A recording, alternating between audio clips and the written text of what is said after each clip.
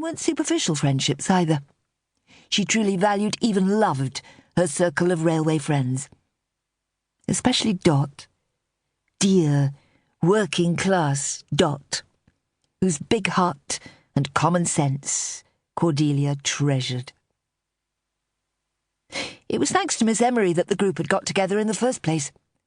She was the assistant welfare supervisor, with responsibility for women and girls of all grades. On Cordelia's first day on the railways, Miss Emery had given the newcomers a piece of advice that had... Well, Cordelia couldn't speak for the others, but from her own point of view, it had changed her life. If that didn't sound too dramatic. It all came down to class distinctions. Take her and Dot. As Dot had rightly pointed out, in normal circumstances, she would have been Cordelia's charwoman, beating her rugs and scrubbing her kitchen floor. But Miss Emery's advice had been to set aside disparities in class and become friends.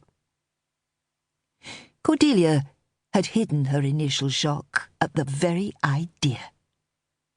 Fortunately for her, she had had the good sense to appreciate that Miss Emery wouldn't have suggested such an extraordinary thing without a solid reason, and she'd soon found that the assistant welfare supervisor was right.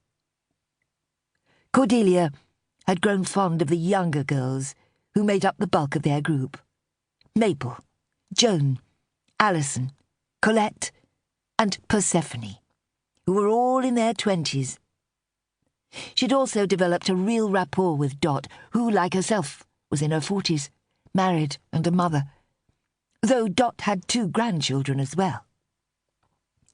In recent weeks, their group had opened its arms to welcome newcomer Margaret, whom Joan knew from when the 2 of them had worked at Ingleby's before the war. If anybody, namely Kenneth, had ever doubted the sincerity and depth of the railway girls' friendship, Cordelia believed that a certain event at the beginning of the month had proved it beyond doubt.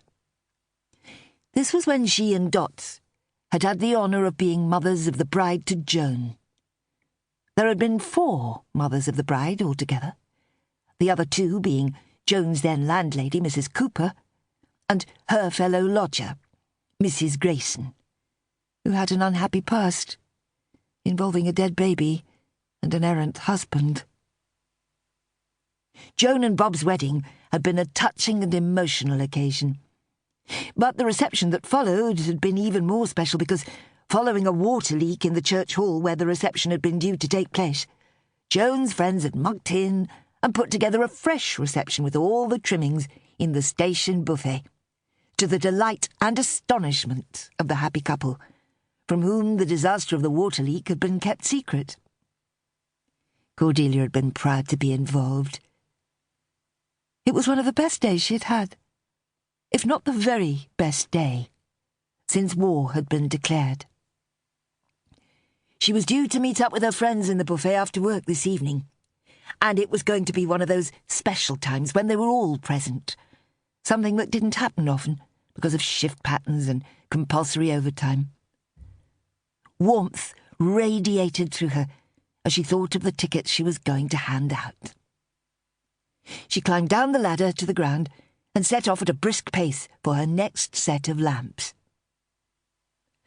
Sometimes she worked in the yards outside Victoria Station, removing, cleaning and replacing the side lights and tail lights on the wagons.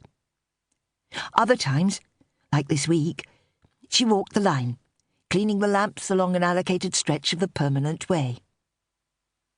That brought another smile to her lips. To the rest of the population, it was the railway track, but she, being in the know, called it the permanent way.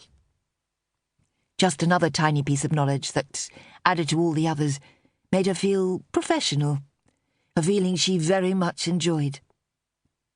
She had married in 1920, and since then her life had revolved entirely around the home, which was only to be expected of a family such as theirs. But how wonderful it was now to have a life and a purpose outside the home. Her job was menial, according to Kenneth. People of our sort don't